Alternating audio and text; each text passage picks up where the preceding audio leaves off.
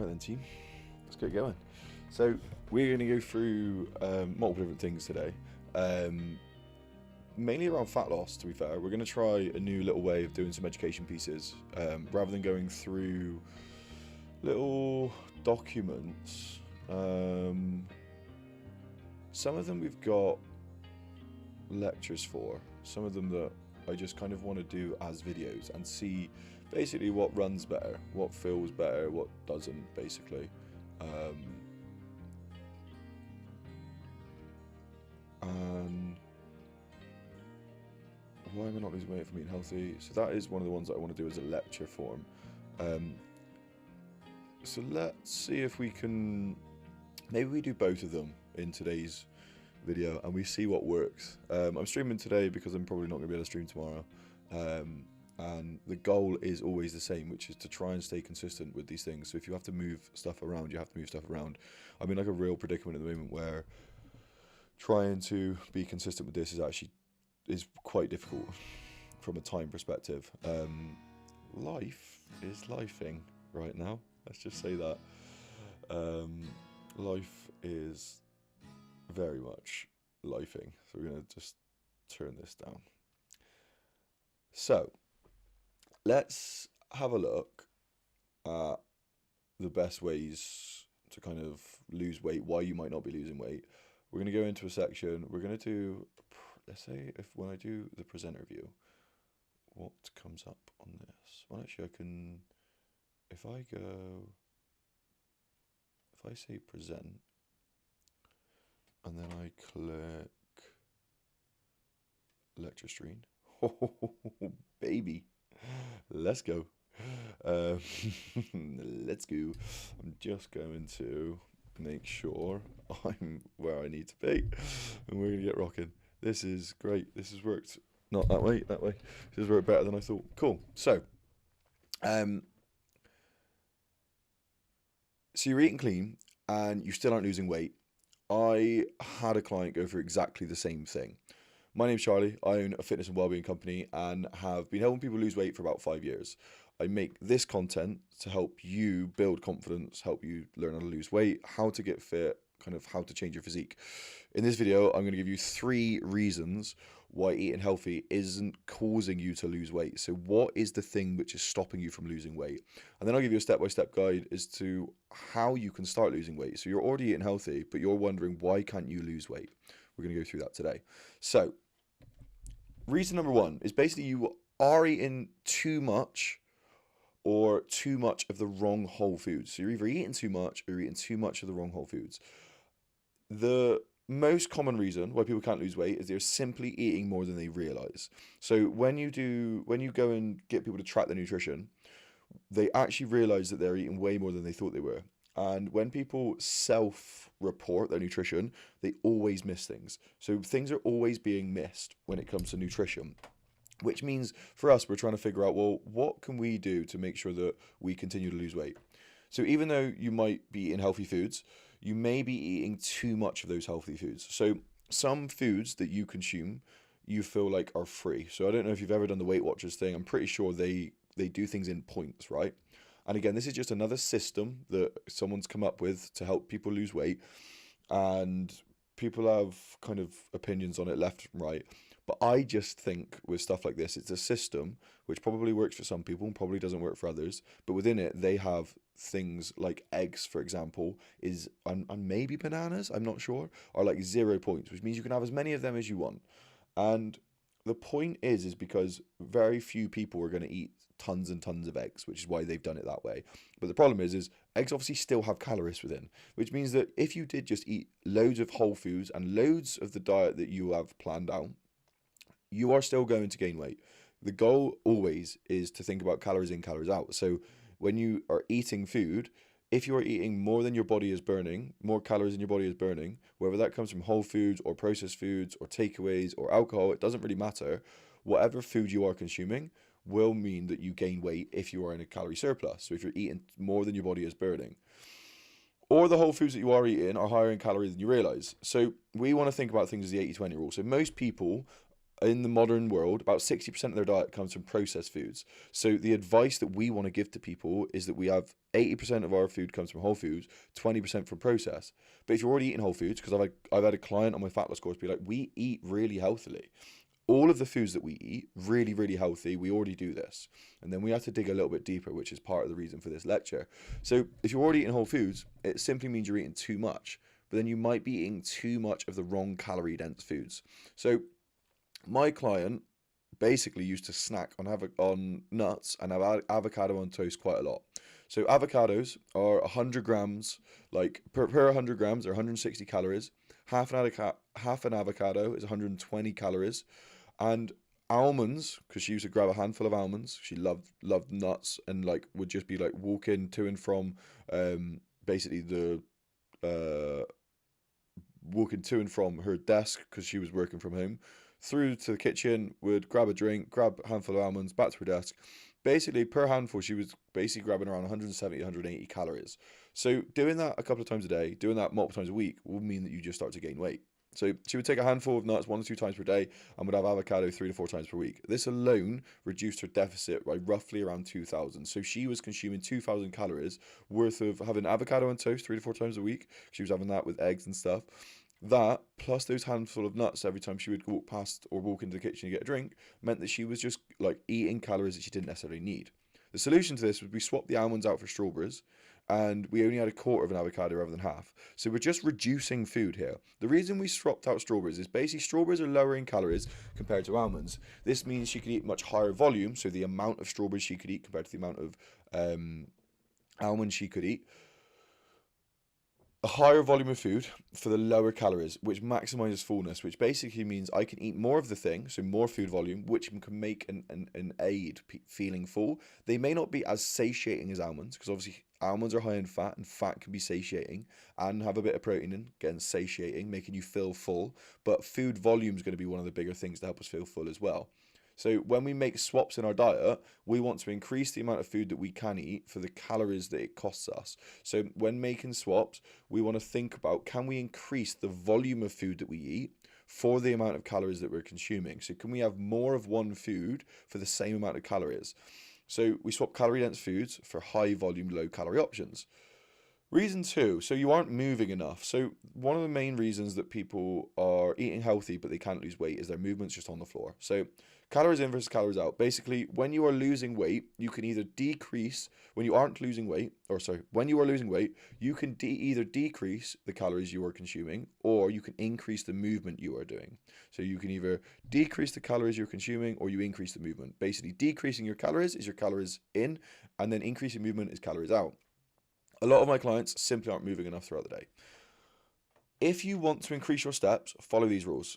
Basically, if you are already doing somewhere between 0 to 4,000 steps, you can double your step count. That is a really easy rule of thumb. And the reason I give this as a bit of advice is because walking and movement throughout the day can be a little bit easier to get than actively driving to a gym and doing active movement in a gym. So this is just going to get you to focus on it and try and spread it out throughout your day. If you're doing 0 to 4,000, double your step count. If you are doing 4,000 to 6,000, just increase the steps by 50%. And if you are doing 6,000 to 9,000, increase by 25%. And then we lower it as we do more and more steps. And the reason I do this isn't because you're going to, like, if I double my step count at any of these points, obviously it's going to have this exponential amount of impact on what we are doing, or from a calorie perspective. So 0 to 4,000, doubling that means the most I'm going to increase by is 4,000, right? If I'm doing 6,000 steps, I'm going to increase by 50%. That's adding 3,000 steps. So it's already adding almost the same as if I doubled what I was doing previously. And that's why we kind of decrease the percentage I get you to increase by. And also from a behavior standpoint, if you're already doing 15,000 steps, you're probably at the max end of what you can cope with on a day. So trying to increase more than that may not be a viable option. There are multiple ways that you can increase steps. So you can go to the gym early before work and walk on the treadmill, or early before your session and walk on the treadmill, or walk on it after your session, because you can shower pretty much and go straight to work. But if you did it after a session, you're already at the gym, so you can just increase your movement that way and increase your steps. You can walk for X amount of time after your gym sessions. You can go for a walk at lunchtime. You can go for a 10-minute walk after each meal. is a really good one. So adding these 10-minute points in between your day. The reason we do it in between a meal is because that would improve your digestion. You can park further away. So if you were at work, supermarkets, you're going to the gym or anything like that, you can naturally get more steps in just by simply parking further away. You take the stairs instead of a lift or elevator, start using the bus or walking to work. And if you do take the bus, you could always go to the next bus stop further along. So walk to the bus stop further along to get more steps in. And when working from home, add in a walk that lasts the same amount of time as you normally would take to travel to the office. So I heard this before, which was basically a false commute. So if you are working from home, if it would normally take you 45 minutes to get into the office, go for a 45-minute walk. That will increase your steps. That will add to your movement. Reason number 3 is you're living for the weekend. So my client earlier, who I said who basically came to me and said, we already eat really healthy, but we can't seem to lose weight. That's because they were living for the weekend. You might not be taking into account alcohol and weekends. This was Sam. So Sam lost 40 kilos. Mental. Absolutely mental. Sam lost 40 kilos and at one point was eating about 1,800 calories per day and not losing weight. And this was when he was about 100 kilos plus, right? We were like, it didn't make sense because I was like, track your food, let me know what you're doing. And you did it. And then we realized he was basically consuming about 2,400 calories worth of alcohol over a weekend. We worked out how many pints he was having, what he was doing food wise. And he was just increasing the amount of food, ridiculous amounts. So we were like, okay, that makes sense. No amount of dieting throughout the week because you will be starving before you actually get any benefits because you are ruining your progress based upon the drinking and stuff you were doing on the weekend. So the fact that Sam managed to lose 40 kilos is wild. And the reason and the main thing that was stopping him at one point was simply because he was consuming too much alcohol on a weekend.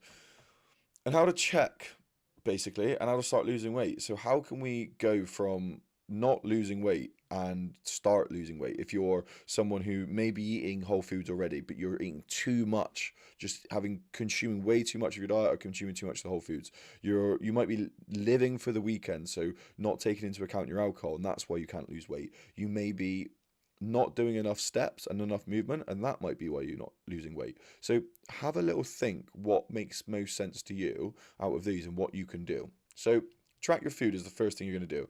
We're using a calorie tracker or keeping a food diary. It doesn't really matter. But if you track what you're doing, you can see the amount of food, the amount of calories you're consuming, and then you can make some adjustments. So we track our calories for 2 reasons. We know what we have.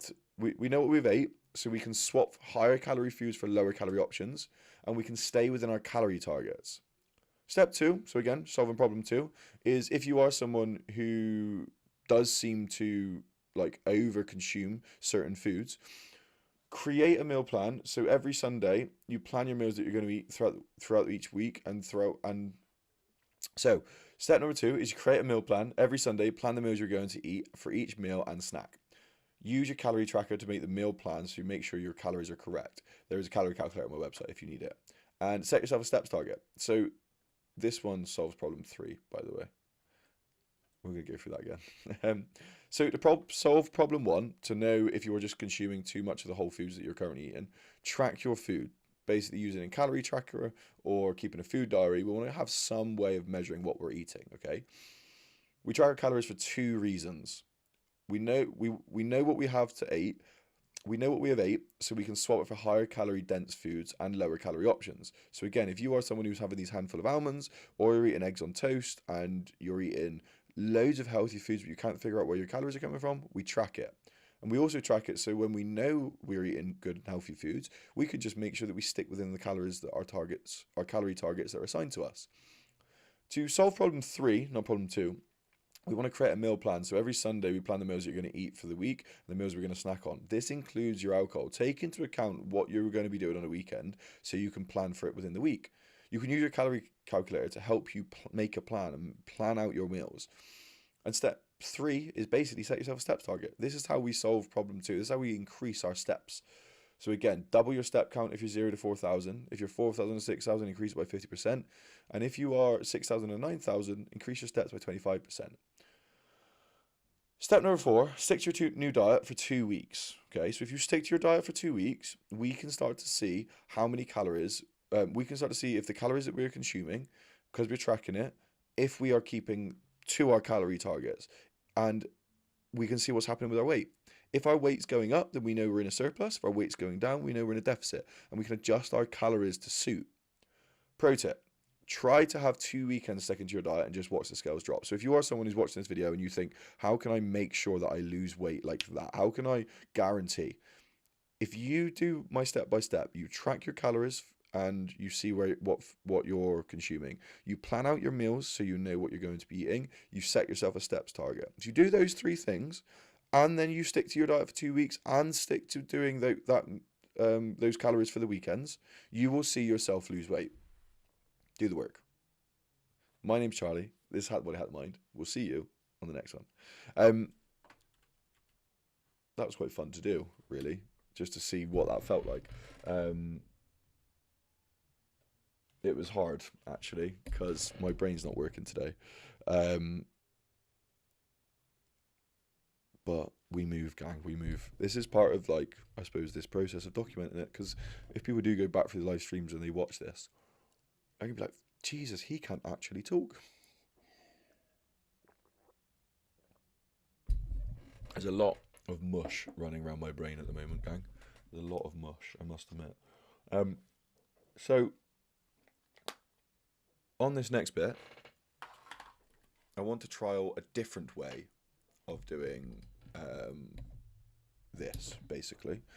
I want to try and film a video talking about nutrition, but I'm not going to use a PowerPoint. We're going to just talk to the camera and we're going to see what happens, and then we're going to overlay things afterwards on the back end. So part of doing it as a live stream is for you to, I suppose, see the process and how we do things. If you are someone who wants to do similar, I'm obviously using knowledge that I've got from other people to try and get better at making my content more natural, kind of getting better at trying to educate as much as I possibly can, because the goal for me is to try and help people with solutions. So these videos that I'm filming become FAQs that I put within my training app, and trying to make it easy enough for people to follow is quite hard. It's not hard, it's a learner for me, I'm just learning what to do. So on this next one, we're going to basically talk about calorie deficits, and we're going to be talking about you're in a calorie deficit but you're not losing weight, basically. And we're going to see if we can give you multiple different things and solutions, and we're going to see how this works. The other day so I'm going to do a video section as well, like I normally do, but last week, or Tuesday maybe, did you Tuesday? I was streaming, and our stream got took down because we were using a Theo Von video, and some people I think must be hotter on the copywriting, because we did a Chris Williams one and we didn't get taken down. And part of the rules around it is basically you can't just restream someone else's content, but what you can do is you can, if it's significantly different to the point where you're educating and you're using someone's video to point out education, then you should be okay. They use a example, because I had to do the YouTube training, so I know what I'm doing. But they, because of the copyright strike, if it's deemed different to the original content and the education side of it means that, like, it's an adaptation, it's not the same, then they will let you restream other people's stuff. And the example they used was a music teacher listening to music and pausing it and explaining a bit about the music. And I thought my video last week was similar to that, but I don't know if it's just I'm letting the video play on for too long and I have to stop it more. But the Chris Williams one, I didn't have to. And maybe he's not copyrighting striking people. I don't know. Maybe it's just Theo Von's a bit heavier on it. I was chatting to a friend of mine who's a music producer, and he was saying that there is a guy on YouTube whose sole thing is like playing guitar and music, and he gets copyright striked all the time. And one of the things that he's had to do is employ a full-time lawyer just to battle these copyright claims. It's crazy. YouTube just makes it really difficult. YouTube just makes it really difficult. So, before we get taken down, we're going to do the next video. I'm gonna put a jumper on, and then we're gonna get rocking into it.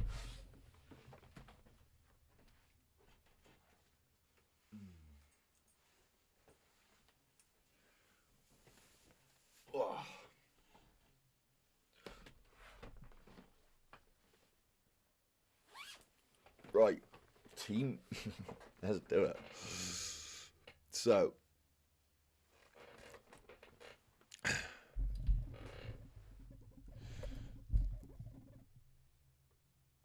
you're tracking your calories, you're eating clean, and you still aren't losing weight. This is why. My name's Charlie. I own a fitness and wellbeing company and have been helping people to lose weight for about 5 years.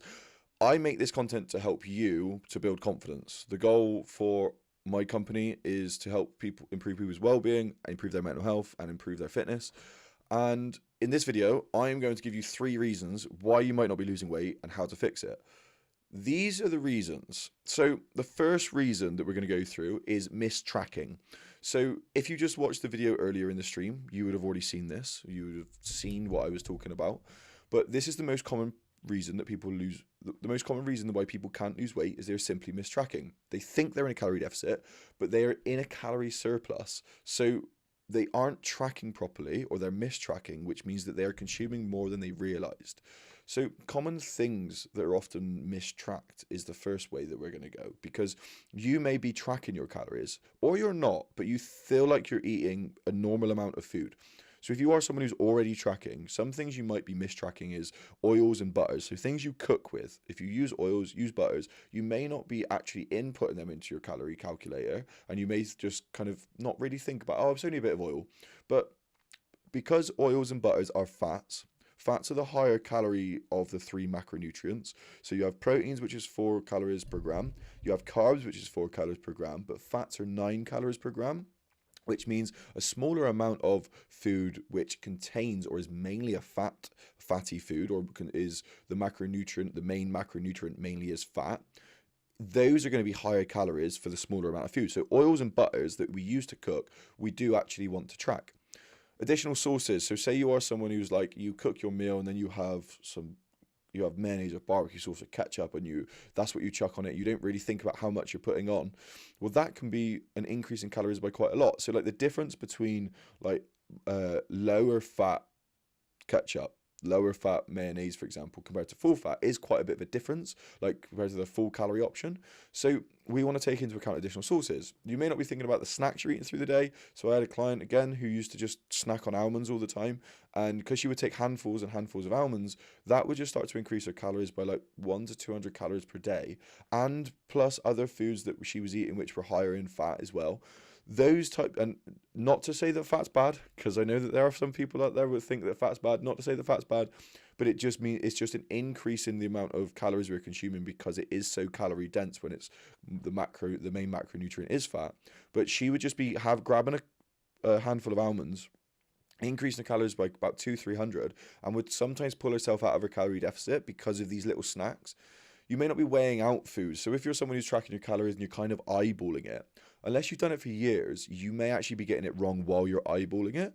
So your best bet is to make sure that you weigh your food when you track it. So when you cook your rice or you cook your chicken or you do anything like that, like weighing your food is going to be the best way for you to directly know that you are actually in the calories. And sugary drinks. So sugary drinks is one thing that people overconsume or don't realize has way more calories in than they think. So changing these for diet drinks is always a really good option. I basically had a client say to me before that I know the amount of food that I need. I don't weigh it out. And I asked them to eyeball their food and then weigh it afterwards just to see how far off they were. So they were like, I don't need to track. I've done this for years. I already know how much how much calories are in the foods that I'm eating. So I was like, okay, sweet. Let's track it. So we tracked it. We got him to weigh out his food before. So we got him to just eyeball his food, what he thought was the right amount of calories or the right amount of food that he was needed to consume to stay within his calories. And then we put it on the scales and he was off. Of course he was off. They were putting almost double the amount of oats that they were putting into their breakfast. And that was purely because they were just pouring it out into the oats. And that was like, yeah, that's about like 40 grams. And they were just doubling it. They didn't even realize. they were adding more than the normal amount of peanut butter. So if you think peanut butter, again, one of these higher fat foods, it's going to be more calorie dense. Is that they were going, yeah, I've got a teaspoon of peanut butter, but like that teaspoon was like heaped on, which is way different to a normal teaspoon of peanut butter, right? So all we did was just get him to say, like, look, you just need to get more consistent at tracking. That's all it is. Because you're eyeballing it and you're off by so much, is you're not as aware as you think you are. So just because you know what you eat and you've weighed it out once or twice before doesn't necessarily mean you are going to nail it every single time. So the solution is to basically track everything. If you're going to have sugary drinks, you need to track them. If you're using oils or cooking or butter for cooking, you need to track it. If you're having additional sauces, you can basically weigh the sauce, squirt it onto your plate, put it back on the scales, and it'd be a minus number, and that is the amount you've used. So if I put mayo on my plate and the little weighing scales was at trace, so you put it on the scales, you press the trace button, it goes to 0, and then you put it all over your food and you put it back on, it says minus 15, you know you've had 15 grams of that food, right? Snacks for the day, just track everything you're eating, gang, and just weigh out your food as correctly as possible. That's the first reason. So you might just be simply mistracking the amount of food that you're eating. If you're in a calorie deficit, quote unquote, and you're not losing weight, then it's because you might be mistracking. So start to track everything. You may be in a calorie deficit. So you may have gone on to, number two, the second thing that you might be doing is the second reason why you're in a calorie deficit and you can't lose weight is your estimated calories are actually higher than your actual deficit number. So if you go onto calorie calculator and you put your details in and it spits out a number for you, that number often is an estimate. So for us, our goal is, okay, well, let's have a look at if that estimation is as close to our deficit as we think it's going to be. So you diet, you weigh yourself throughout the week, and if you haven't lost weight, but you've been tracking your calories, because we've just taught you how to not mistrack, we tracked everything, then you know that that number that's spit out isn't right. Why could this be? So why is it that a calorie calculator spits out a number and then we stick to it, but we don't actually lose weight? So your activity multiplier is the number of training sessions you do per week. So basically, whenever you go into one of these calorie calculators, one of the things that it spits out, or one of the things that it says to you, is how many sessions do you do per week? And once you know that, you put in the number, that will multiply the amount of calories by 1.2 all the way up to 1.7, depending on the amount of sessions you are doing, right? But that multiplier may simply be too high. So say you are someone who's like, yeah, I train 4 days a week, and it's 4 to 5, and it multiplies it by X amount, but you actually look back through your diary and you're only training 2 to 3 times per week. That may be a reason. You may also realize that through that process, you're training way less than you actually think you are. So your multiplier may just be a little bit too high. Another reason, another reason why your calories may be higher is your calorie calculator, again, being that estimate, is just spitting out a number for you to follow. So that should be your baseline. The number one way for you to know the number one way for you to know your actual calorie number that you are supposed to be consuming is to track your food, everything you eat, and weigh yourself every day for a whole week. And if you do that, you will then get a number at the end. So you will know, on average, throughout this week, I ate 2,000 calories per day. I looked at my weight and my weight did not move. My weight stayed exactly the same throughout the week. Yeah, it's going to fluctuate that 1 to 2%, but on average, stayed the same at the end of the week as it was at the start of the week. That number there is your maintenance. And then you have to minus 500. So even though the calorie calculator may be spitting out, you need to be 1,800 calories in your deficit. If we track and our calories are at 2,000 throughout the week, and then we go and we weigh ourselves and our body weight is exactly the same, that would mean that our maintenance is 2,000 and we'd have to minus 500. So the calorie calculator is spitting out 1,800, but our actual deficit is 1,500. One thing which is really interesting is when you do this, part of the thing that they work out is your BMR, so your basal metabolic rate, and this is based upon your height, your weight, your age, and if you're a male or a female, right? But your BMR, there can be wild differences between people who are the same build, same height, same weight, etc. And they were trying to work out what that is. And one of the main reasons why your BMR might be higher is actually the size of your organs. So I know that sounds wild, but if you have bigger organs, it costs more calories to run it. Like a machine in a factory. If it's a bigger machine, it's going to cost more energy. It's the same for humans. And I was like, that's jokes. That is ridiculously funny. Like, just because someone has bigger organs, they can consume more. Their BMR is higher. The amount of calories they need to just simply stay alive is more than someone else who has smaller organs. So that's why there could be a discrepancy. There also is something called metabolic adaptation. So as we diet, and the longer we get into a diet, our body wants to adapt because our body wants to keep us the same weight, or our body wants to keep us alive. So it wants to conserve energy as much as possible. So our body wants to keep us alive, so it wants to conserve energy as much as possible. And the way it does this is by making sure that as we're in that deficit and we're losing weight, basically it starts to become more efficient with the calories that we're using. So systems and things that aren't necessarily important for us, it kind of starts to slow down and shut down. Part of the reason metabolic adaptation happens is, and metabolic adaptation is basically your body's just adapting to the amount of calories you're consuming, or at least the gap between your deficit and like your maintenance gets smaller. What happens is, if I'm losing weight, right, and I'm eating 2,000 calories to lose weight, I'm at 90 kilos, let's say, and then I get down to 85 kilos. Well, 2,000 calorie number for me to be in a deficit was based off of me being a 90 kilo human. So now because I weigh less, I just need less calories to keep me at 85 kilos, which means that I'd have to work out my calorie targets again. So metabolic adaptation partly is simply because you're getting smaller, there is just less of you. Another reason metabolic adaptation happens is because there is a thing called thermic effect of food. And your thermic effect of food is every time you eat, it costs calories to digest. So if I'm eating a shit ton of food, it means it's going to cost more energy to digest that food. But because I'm eating less, my body I don't have to fire up that engine as powerfully as I would do if I'm eating loads and loads of food, which means that because I'm simply eating less, there's less food to digest, which means it's going to cost less energy. Metabolic adaptation, there is lots of studies which when someone is at the end of their diet and they are eating a certain amount of calories and still losing weight, their actual estimated calories they should be eating is way higher than the calories they have to be eating to continue to lose weight. And that is because your body is trying to slow down because it doesn't want you to continue to lose weight. It wants to keep you alive, okay? So if you are someone who's struggling with this and you are losing weight and then you suddenly stops or your body adapts and you have that metabolic adaptation, or say you've got your estimated calories and nothing's really happened, your best bet is to just drop the calories by 200 calories. See what happens. Do it for another week. Does anything change? And if not, drop it again.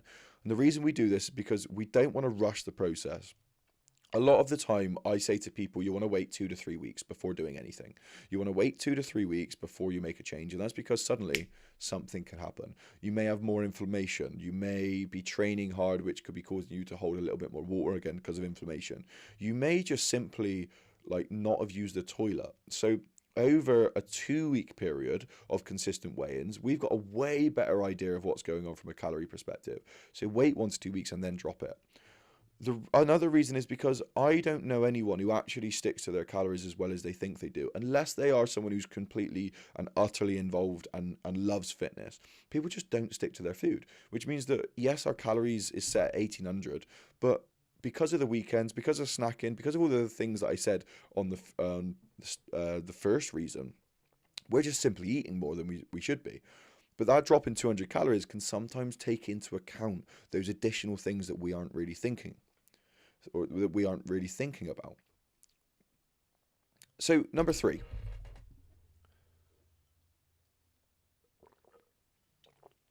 The third reason that you're not losing weight is you simply aren't doing enough movement. So one of the simplest places to look is movement.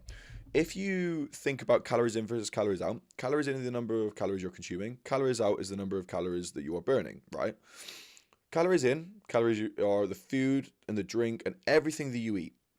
Calories out there's multiple different things that go into the equation of calories out. You have BMR, which takes up around 70% of the calories that you burn. Your BMR is your basal metabolic rate. This is the amount of calories you need to lay in bed and to simply keep you alive. Remember the organ thing? That's BMR. Your next thing is going to be your NEAT, so your non-exercise activity thermogenesis. This is your steps. Steps and fidgeting, okay? So if we think about our NEAT, it's going to take up to around 15 to 20% of the calories that we burn. It's going to come from NEAT. That is all based upon movement that you do throughout the day that you don't realize you were doing. Walking, fidgeting, moving, things like that. Me doing this podcast, the shakiness that I do with my hands, me tapping on my keyboard, me chalking right now, it all costs calories, okay?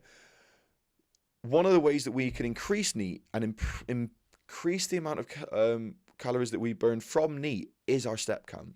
The next is thermic effective food, which is what I said earlier about metabolic adaptation and just what happens there. And then the next is our planned, so our exercise activity thermogenesis. So when we go to the gym, the amount of calories that we burn from just going to the gym is only about 5%.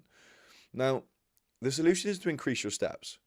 This can contribute to NEAT, but this also, to me, can contribute to your exercise activity thermogenesis. But we like to think about it as NEAT, and the reason we think about it as NEAT is because I don't want you to start to think of your training as your way of burning calories. I want you to think of your diet as a way to help you lose weight, and your nutrition, getting that on point, and your step count. And the reason is because it's really easy to track, okay? If you are someone who's doing about 0 to 4,000 steps per day, we want to double your step count. Okay, so we want to increase your step count by double. If you are someone who's doing 4,000 to 6,000 steps per day, then we want to add 50% of your steps. So if I'm doing 6,000, I want to be doing 9,000. I've added 50% of my current step count. If you're doing 6,000 to 9,000 steps per day, add 25%. And if you're someone who's already above and beyond doing 10,000 to 15,000 steps per day, add 20% of those step count. And the reason is because the higher the calories or the higher the steps, the reason is because the higher the steps you are doing, the more of a percentage increase that's going to be. So for example, if I'm doing 4,000 steps per day and I double my step count, that gets me to 8,000. If I'm doing 6,000 steps per day and I add 50%, that's going to get me to 9,000, right? So I'm already starting to increase that amount of doing this, an additional 3,000 in that bracket, whereas before it was an additional 4,000, right? So it's just as we're doing more and more steps, the amount of steps that we increase by is going to make a difference. The amount of steps that we're going to increase by needs to be smaller because we don't actually, the number of steps that we're doing, if we're already doing more, needs to be a smaller percentage increase because percentage and the total number of steps are different. So doubling my steps from 4,000, yes, it's 100% increase, but I've doubled it. I've only added 4,000. Whereas a 50% increase from 6,000 steps is an additional 3,000, right? The reason we talk about in thousands of steps is because about 1,000 steps can burn anywhere from an additional 30 to 60 calories. Just depends on your age, depends on your weight, depends on how hard that is for you and your body composition and stuff like that, which doesn't seem like that much of a difference. But the difference between someone who's doing 3,000 steps compared to 12,000 steps is around 400 to 480 calories, right? That's a huge difference. That 480 calories is your deficit, right? So step count is going to be a massive thing which is going to contribute to you being in a calorie deficit but not losing weight. The reason I keep doing the quotes when being in a calorie deficit is basically your bonus tip for today, which is being in a calorie deficit is a state of things. It is not the diet. So when people are like, I'm doing the calorie deficit diet, any diet that helps you lose weight, and if you are consistently losing weight, would be classed as you being in a calorie deficit. A calorie deficit is not the diet. A diet, for example, is a ketogenic diet. A diet, for example, is following a vegan diet. It's tracking your calories and eating whole foods would be your diet. Eating anything, consuming anything is what we would class as your diet. So just because your current diet is set up in a way which means you aren't losing weight, or your current diet is in a way that you are losing weight, doesn't matter, we still call it diet. This is part of the reason why when people say to me they're in a calorie deficit but they're not losing weight, is I go, by default, you are not in a calorie deficit, because being in a calorie deficit would mean that you would be losing weight. So you need to create a diet which puts you in a calorie deficit. Whole foods is the obvious one. 80% of the diet wants to come from whole foods, 20% from processed foods. This includes things like your alcohol, things like your snacks. This includes things that you're not necessarily thinking about eating out. If you think about things in a way of like calories, and the reason we think about calories compared to food is because a glass of wine, for example, doesn't, or a pint, let's go for a pint, doesn't feel like a lot of food compared to when you sit down for a meal and you eat a big meal. The volume of food is very small. So when I'm like 80% of your diet wants to come from whole foods, and it's like, yeah, but I'm only having 1 or 2 pints. The difference is 1 pint is around 200 calories, or about 250. 2 pints could be about 500 calories, right? Whereas you could have a whole meal, big meal, chicken, of potatoes, like a real sit down healthy meal, which costs the same amount of calories as the alcohol you're consuming. So don't necessarily think volume of food when I say 80% of your diet wants to come from whole food. Think total calories. And some foods are more calorie dense, meaning that they have more calories for the volume of food you're having. Choosing a diet approach is going to be really important. And a diet approach is basically things like, how do you diet throughout the day? Do you track your calories? Do you weigh and measure your food? Do you intermittent fast? Do you keep a food diary?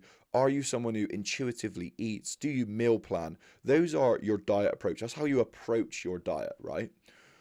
Creating one which is specific for you and one that works for you is going to be really important. You may not be someone who wants to track calories, in which case you need to use other tools in the diet approach to help you to lose weight, like intermittent fasting, like keeping a food diary so you know what you're consuming, like intuitively eating, like meal planning. Those are going to be really important for you to lose weight if you're someone who's not tracking, right? One of the things that we've done is our training app basically has access to all of the ebooks. And our Diet Approach ebooks helps you to decide what diet approach is right for you. And the main thing that you need to do is pick one that suits your needs, suits the things that you enjoy, right? Every member of the portal, which is our training app, which costs £20 a month, it gets access to these ebooks and all of the lectures around creating one which is right for you. It has a calorie calculator within there, but it also has a calorie tracker, so you can track your foods within the app as well as access to all of our programs. So if you are someone who has been trying to lose weight and you feel like you're in a deficit, but you're not quite losing it, and you do these things and it doesn't lose, and you do not lose weight. Say you double your step count. Say you start tracking all of your oils and things like that, and you do try and figure out. You realize that your estimated calories are actually higher than what your actual deficit is going to be, and you're not losing weight. I mean, I would push you to actually speak to a professional. But if you are someone who just needs a bit more information around a diet approach that works for you because you're sick to death of counting calories and things like that, then the portal might be right for you. If you click the link in the bio below, click the link in the section, click the link in the description below, and you can get access to the portal through that section. But yeah, so that's going to be your 3 reasons why you aren't losing weight, even though you're in a calorie deficit. My name's Charlie. This is Hack the Body, Hack the Mind. We will see you on the next one. Smashed it. Nailed it. That was fun. I think I prefer it that way, than a lecture. Obviously, I could get better at doing the lectures, but I feel like that one I don't know, I feel like it works better. It just depends how much stuff we do on the back end, really, from an editing perspective. But that's something that I can think about. That's not your guys' problem. The next bit we're going to go into in the next little section, we're going to look at Chris Bumstead video. And hopefully I don't get tracked down. If I'm checking my phone throughout this next section, it's purely because I'm checking YouTube because they email me, basically, telling me if I'm about to be copyright striked. And I feel like if I get 2 in 1 week, I don't know what that means for me. So I've just got to be really good, because if it comes through, then I'm going to have to stop the video. And we're going to have to stick with Chris Williamson videos, basically. So let's see what happens with this.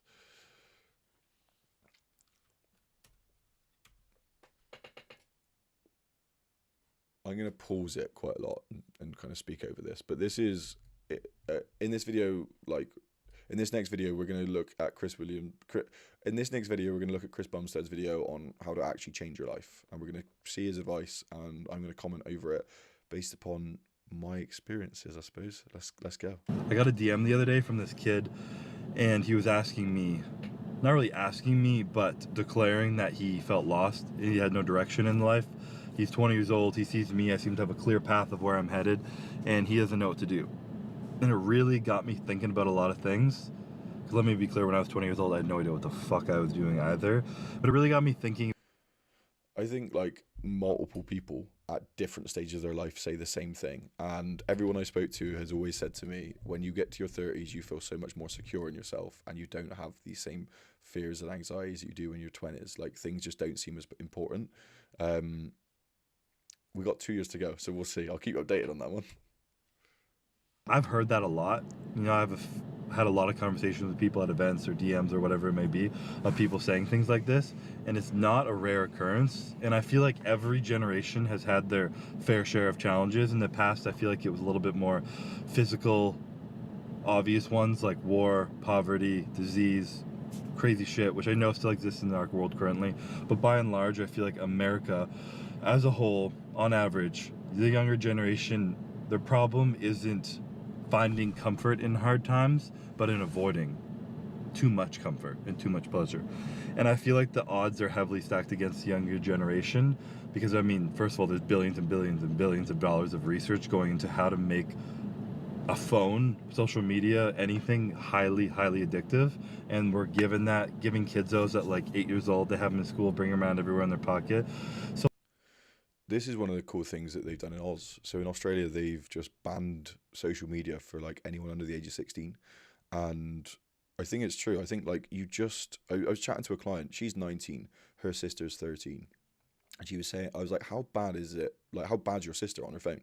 She was like, she literally doesn't get off of it. And I think it's because it's such an easy distraction, but it's also such an easy thing to just grab when you're feeling uncomfortable. I think one of the things that I realized when doing pieces of work is I would sit down to do some work and say I've got to write a script, say I've got to work on the book, say I've got a long period of programming, doing some like long-term programming for clients, and say I've got a whole day of work I need to get done. If I sit down to do something which I don't really want to do, I will confine myself grabbing my phone quite a lot and I'll quickly do that, I'll quickly do that because there's so much I can do on this. Like, and I could convince myself it's work, right? Even though I've got a task to do, which is actually going to help me from a business perspective, I can sit down and I can say to myself, right, I need to finish this chapter of the book. And I sit down to do it. And then I find myself on my phone because I'm like, oh yeah, but I need to post some content and I need to reply to my clients and do this and do that. It's me just kind of trying to find distraction away from something which is difficult. So I definitely agree with the fact that like the world is designed in a way now to keep people comfortable. And I think this is something that I really struggle with from, I suppose you could say, type A people, which are people who struggle to find or struggle with just chilling, you know? I'm definitely someone who struggles with just chilling. I think like I can spend a lot of time doing stuff that's not that relaxing, even though and this is the hard bit of training is training for me is my job, but it's also my hobby and it's also my passion, which means that like if you think of a day and you think of a normal working day, someone wakes up, they go into work for like 8 a.m., 9 a.m., they do their 9 to 5 and then they leave, they go and train and they go home. So that training block is after work. So that's 2 hours of like training that they're doing after work. That's not pushing the boat forward on their job or career or anything like that, right? And then they go home and then they do all of their normal tasks and they may sit down and watch Netflix on an evening, for example. So the problem with my job is that I have about 30 hours plus coaching on the gym floor. I do my programming for my online clients. I do all of the business stuff that you have to do, sales and marketing and content and upgrading the website and da da da da da. And I train, right? So a normal person may finish work at 5 p.m. and they may say to themselves, right, I'm going to go train today, or I could go to the pub, or I could go in and play my PlayStation, or I could go in and watch Netflix. And that 2 hour block, they get to decide what they do within that time. And it feels different for me, or people see it different for me because training's my job, right? But that's still 2 hours of quote unquote pleasure time as such. But that's not time focused on relaxing at all. To me, when I train, to some degree, it's a need, and to some degree, it's yes, it's a passion. Yes, it's something I enjoy, but it's also something I feel like I have to do. So, with that regard, it means that even my pleasure time, even the things that I do as quote unquote my passion, like to help me de stress, is classed as work and can be quite stressful. So, I'm someone who struggles to relax. And I think if you are someone who struggles to relax, it means that you will constantly put pressure on yourself to achieve more and to do more, right? And the whole thing of the world set up for comfort means that you may find yourself when you are relaxing, if you're like me, you actually struggle. And you've got all of these distractions. You may sit down, you go on your phone or you watch Netflix. And when you're watching a film, you're like, I should be doing X, Y, and Z. Like you get frustrated because you're not pushing the boat forward or doing the things that you want to be doing. Like it's what I've struggled with for ages. I completely get it. But there are a load of people who are the opposite, who need a kick up the ass to some degree to kind of get moving. I talk about two different types of clients. I have clients I need to pull back, and I have clients that I need to kick forward. And those are basically the two different types of people. People who really struggle to get moving, and people who like I have to pull back from training. A little caveat of that is when it comes to discipline and comes to motivation is that most people who are consistently doing something like training, which can seem hard for others but easy for some, is the people who find training quite easy are people who enjoy it. So the things that you enjoy, you don't need to be disciplined to do because you enjoy them. So you're always going to do them. Whereas for me, sitting down, for example, and doing my admin, sitting down, for example, and like planning out my week, look like speaking to clients, I have to be disciplined with that because it's not something which comes naturally, because it's not something I necessarily enjoy, and I need to be more disciplined. And this is where comfort comes into play, which is because when I'm having to do something that I don't necessarily want to do, I have to be super disciplined because I will always grab my phone and look for distractions. Social media is creating these like crazy role models of like do drugs, party, look cool, chase after girls, do all this shit, and it's like absolutely absurd in my opinion. And I think the ability to abstain from doing the easy pleasurable thing that's right in front of you and picture a life that you can dream of, asking yourself if a better version of yourself exists, what that version of yourself is, picturing the plan to get there, and actually starting and executing on that plan, I think is such a rare thing right now and so hard for people to stop and even think about, given Yeah, it's really hard. So like this is part of the progress pyramid. So this is part of the like the well-being workbook that I did, which was trying to help people to basically figure out what they want from life because it's quite difficult, and people like go on this path of just see what happens. And I think to some degree and to some people that works really, really well. For me, I need something a little bit more kind of solid, I suppose. So I feel like I'm moving towards the right direction. Man's Search for Meaning, which is the Viktor Frankl book, is basically any man who survived the Holocaust, who managed to make it through the concentration camps. The reason they survived is because they had something meaningful that was waiting for them outside, a loved one or a work project or something like that. And that's why creating meaning in your life is really important. And that's why setting yourself a goal and dreaming of a life which you want, which is better than the one you've currently got, is going to be super important for you to, one, have a plan, but also, I suppose, the point of the video, which is like how to actually change your life, how to move towards that thing. how much constant distraction there is in their life. And that's what made me want to ask this kid. I was like, do you believe a better version of yourself exists there right now? And so hard for people to stop and even think about, given how much constant distraction there is in their life. And that's what made me want to ask this kid. I was like, do you believe a better version of yourself exists? And I'll get into that. But this really got me thinking a lot about role models. Like the idea of a role model, and thinking about how when I was young, I had everything so wrong. And I didn't really have a role model in my life helping me.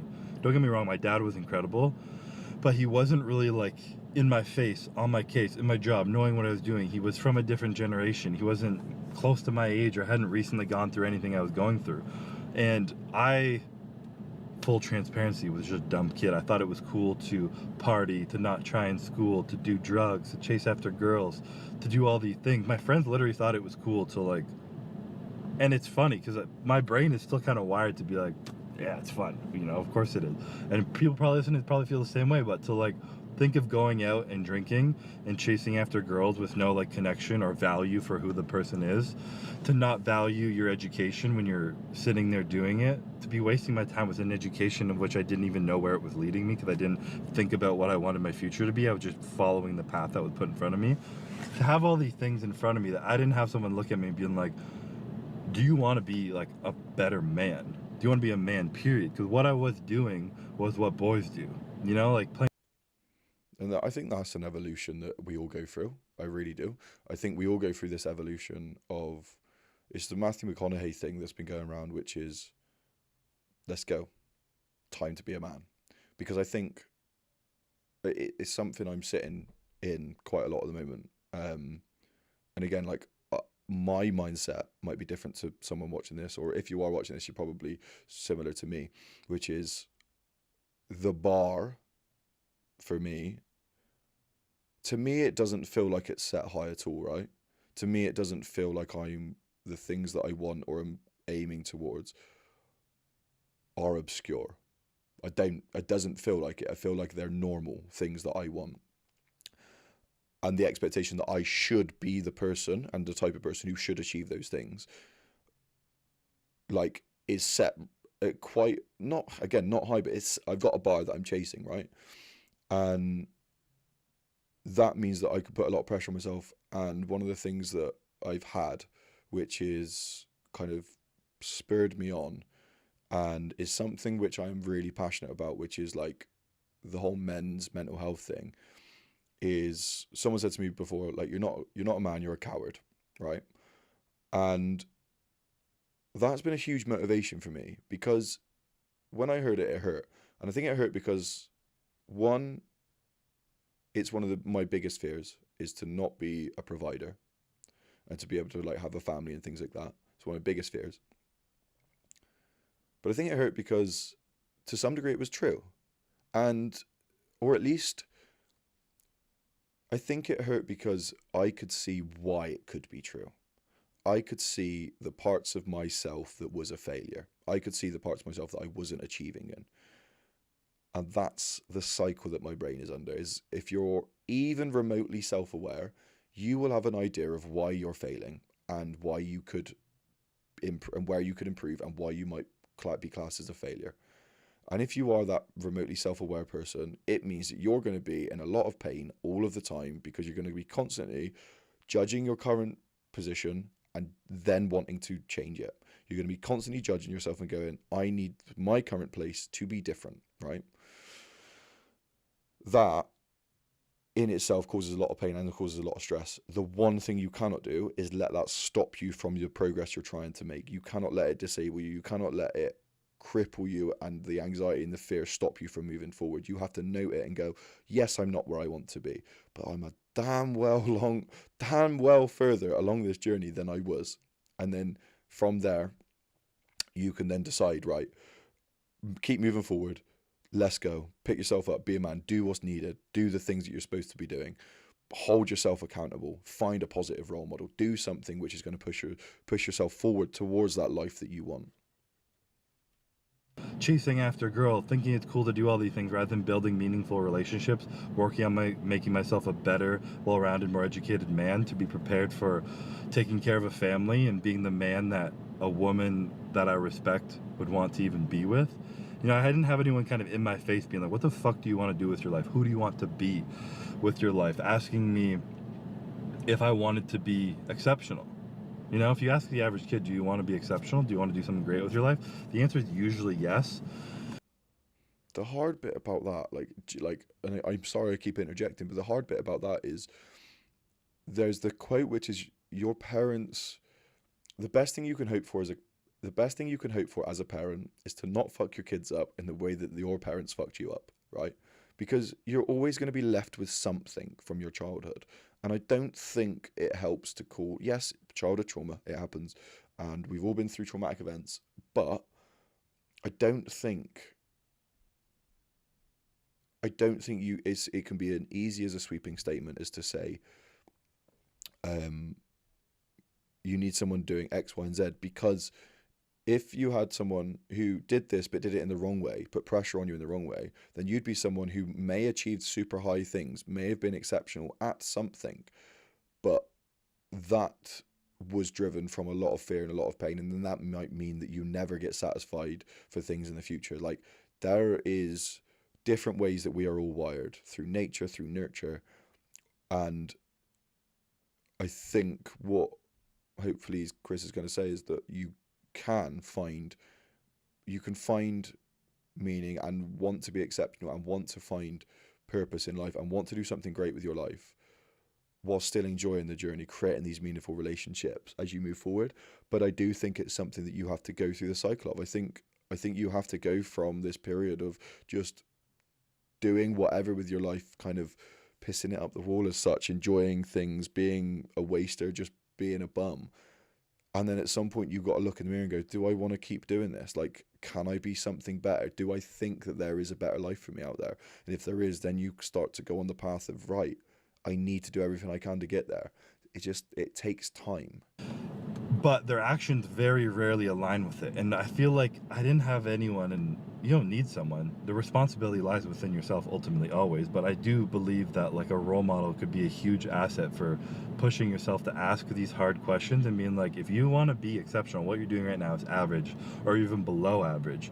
And if you want to continue to be average or below average your whole life, then continue doing this. But you need to make a serious change and start doing hard shit and letting go of the easy shit, the comfortable, pleasurable shit. Abstain from that to make. I don't. Sorry, I've done it again. But I don't necessarily think it's the pleasurable shit that you need to abstain from. I think it's the distractions away from your goals. Because I think you do need to spend time doing pleasurable things. Like, you do need to have some time where you enjoy life. Because you just whip yourself into submission to the point where you aren't enjoying the thing that you're building. And if you create a load of success and haven't enjoyed it along the way, then what the hell have you done? Because you haven't had fun. But it's the distractions that are pulling you away from the person you want to be is the things that you need to be aware of, I believe. A better version of yourself. I didn't have someone really asking me that, and it's kind of scary now that like social media, because we don't have role models in a real life, so many people I believe, and now social media is such a vast array of like, who do we look up to? The one with the most followers. You're young, you get on social media. If at that time the realm you fall into it is people who are promoting gambling, sex, drugs, and it sounds like trite to even say those words, but people are literally like smoking weed, promoting gambling, and talking about how to get girls, how to sleep with girls casually on social media. And I really think as a whole, all those things hurt men more than they benefit them. It doesn't make you cool. It just kind of takes away from values, genuine, real values in life. So essentially, I think a lot of the reason why a lot of men kind of go down that path of drink and drugs and chasing women and is because it's a lot scarier to chase a goal. It's a lot scarier to create a meaningful relationship. I've spoke to multiple friends who have been like, yeah, but I'm afraid that I'm going to get hurt, basically. And it's way easier to do that because there's way less investment from you. But I do think it takes from you in ways that you're not realizing. I think it takes away from who you want to be as a person. I think the fact you want to create a meaningful relationship with someone, but you can't because you're too afraid. So you are going to hide by having casual sex and by sleeping around and by doing drugs and drinking and things like that to try and mask that. I think it suppresses those feelings, suppresses those wants, and it will come out eventually. Or well, it comes out in your actions of what you're doing, I suppose. And I just think men in general need to start to accept that connection is difficult for us to create sometimes because we're constantly fearful that we're not good enough. And because we constantly have that fear, it means that why would I create a meaningful connection and put my heart on my sleeve and put it all on the line when it could go wrong and I could get hurt? It's way easier to do this other path. You just need to know that you have to risk it all because the upside is always worth it. And yes, you may have to go through a lot of pain and experience breakups and get your heart broke and be hurt. But the person you become after becoming hurt and by getting your heart broke will be 10 times better than the person that you were before it happened. So you only benefit from putting it on the line and going, I'm going to try to create a meaningful relationship with someone and risk getting hurt. I'm going to try to create a meaningful business and risk it going wrong. I'm going to try to live a meaningful life and accept the pain that's going to come alongside it. That in itself, that voluntary act of signing up for pain, will always be worth it because of the person you create. Because you are going to design a person within you that you didn't even know you could be, because of all of the experiences you've gone through and the lessons you've learned. And the person you create at the end of it will be way better than someone who distracted themselves and hid from their feelings and suppressed them and didn't chase anything meaningful because you just went after your hedonistic pleasures and just wanted to kind of distract yourself. Your best bet is to accept that pain,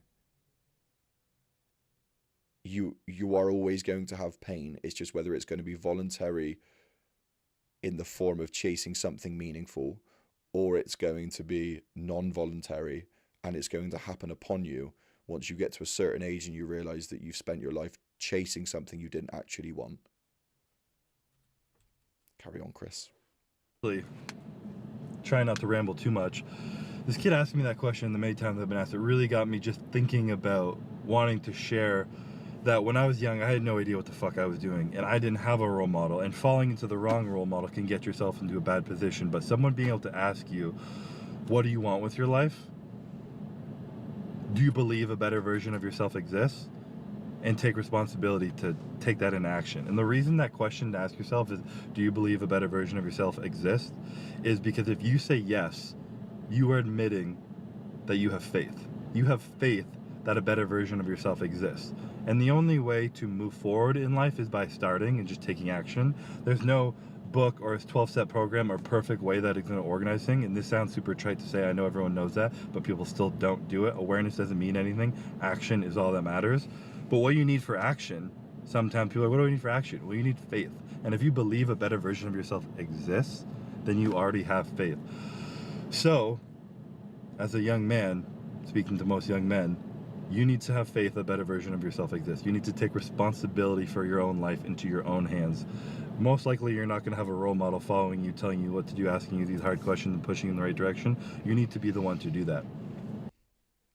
Finding positive role models is really difficult as a man, and a lot of that's going to come from online influences, and you have to be really careful on who you pick. I think the best way to do this is to look at someone who has a life that you want and follow after that.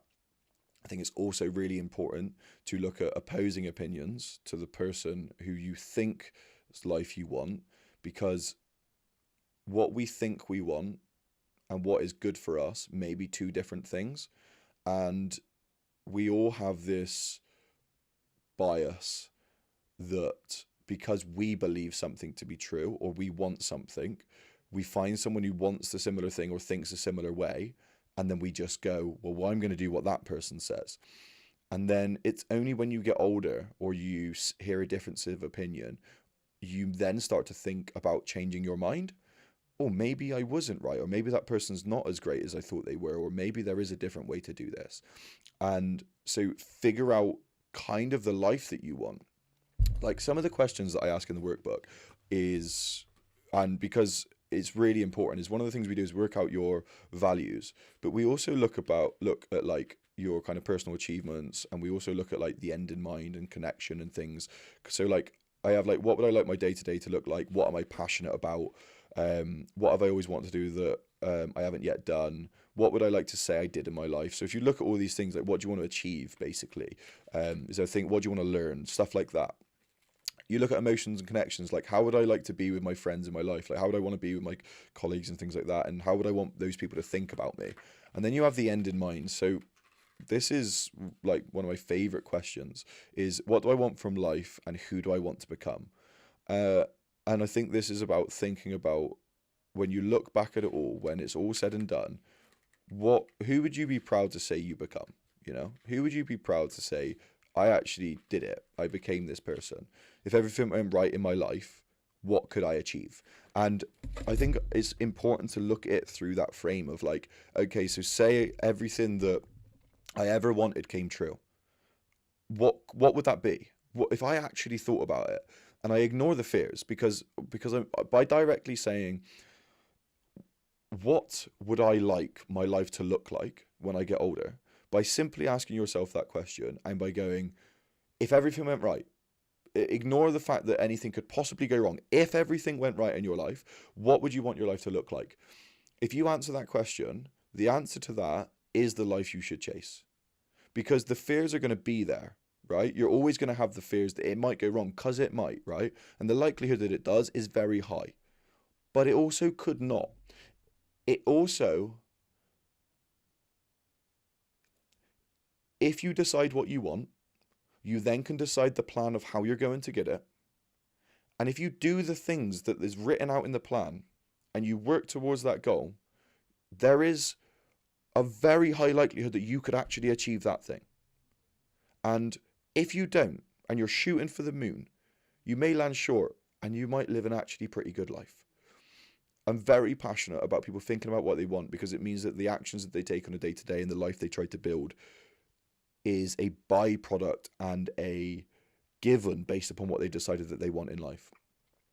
We don't chase our goals merely enough, and we don't take thinking about it nearly as important, or as we don't think of it as nearly as important as it actually is. So where the fuck do you start?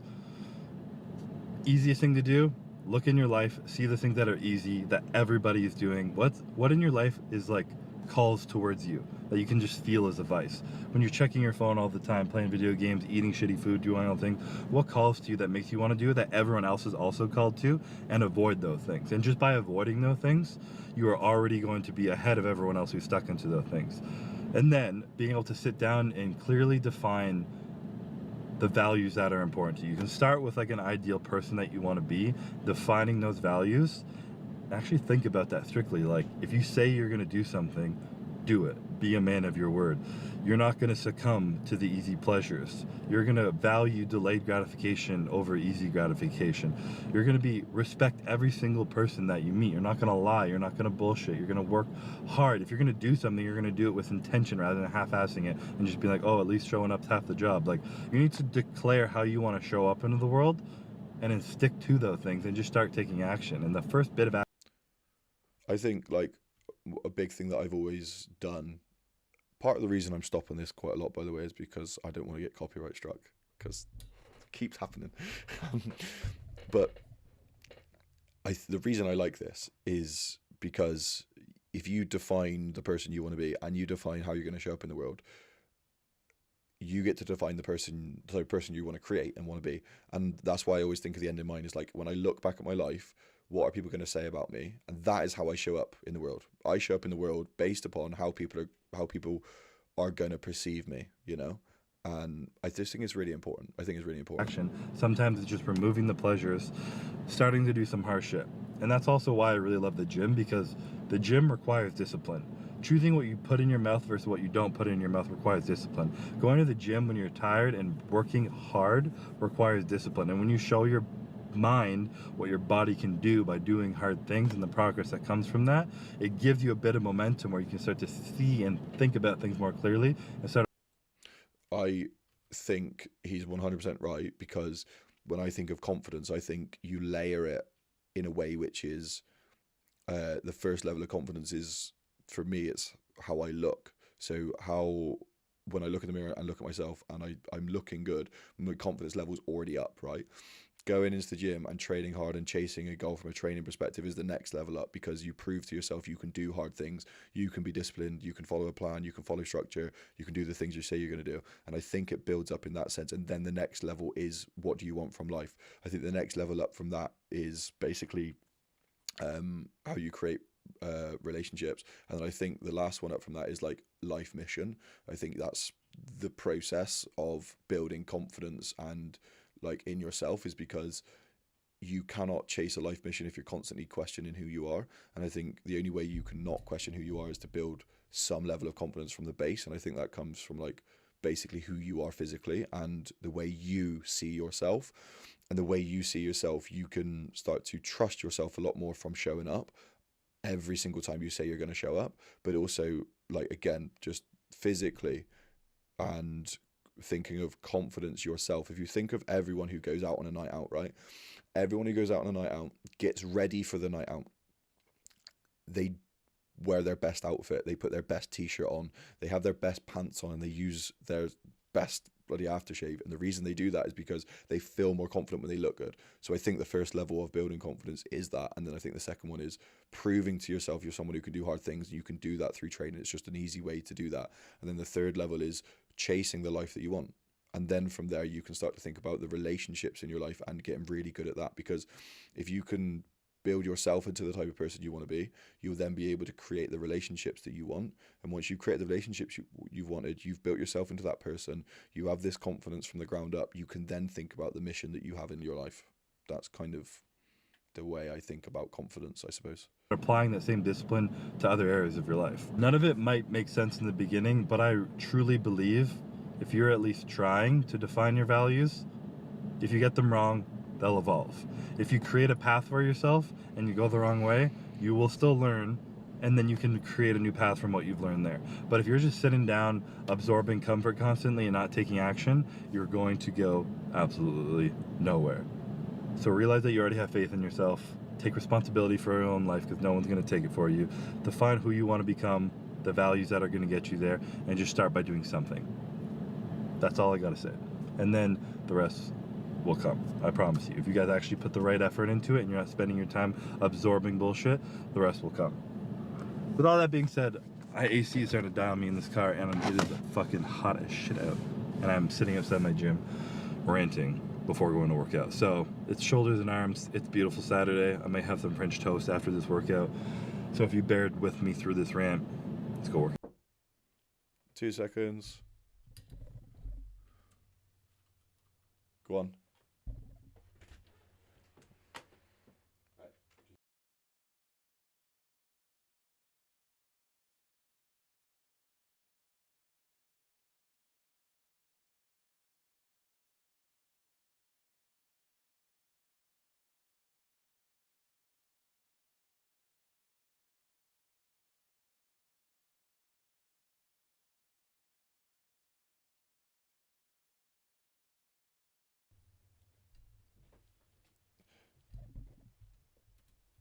Yeah, so that was that. I think, like, to kind of recap it, because unless you want to see the shoulders of the man, the main man himself, I think your, I think your best bet is to kind of define the person you want to become and the life that you want to build, and then you can figure out how you're going to create that.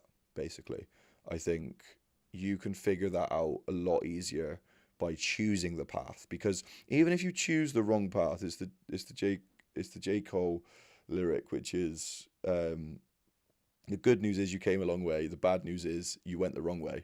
And that doesn't matter because at least you're moving and you're going to learn lessons through that. And at any point you could realize that you're climbing the ladder, the wrong ladder, you know. But the skills you've learned as you climb that ladder, whatever way you are going, is going to be really, really important for you to continue to like chase down a goal which actually is important to you. Don't ever give up on your dreams, basically. Don't ever accept the life that you've got as being the life that you have to have. You can create the life that you want. You really can. It just depends on how much you want to put into it. We all have to sacrifice certain things in order to achieve it. And like being grateful for where you are and being happy with the place you're at, or at least being okay with the place you're at while you chase down something more important to you, I think is also another really important way. But yeah, that's kind of everything. For the next week, my goal is like, it's the week before Christmas, but we're going to put a big shift in on the book over the next 2 weeks. try and get to the point where we can start to create the lectures. I really want everything to go live for Feb. We've already got the app up to the point where it needs to be, so the app is ready to go, which is great. That was the first big thing on the list that I had to get done. This next bit is going to be this fat loss course, and we're just going to go full steam ahead. I'm still going to be doing these, still going to be keeping on with content and stuff like that, but we're going to be putting a big focus on the fat loss course and the book, and making sure that that's up to scratch, because hopefully I can get that done for my birthday. That's the plan. But gang, thank you for tuning in. If you are, my name's Charlie. This is Hat the Body, Hat the Mind.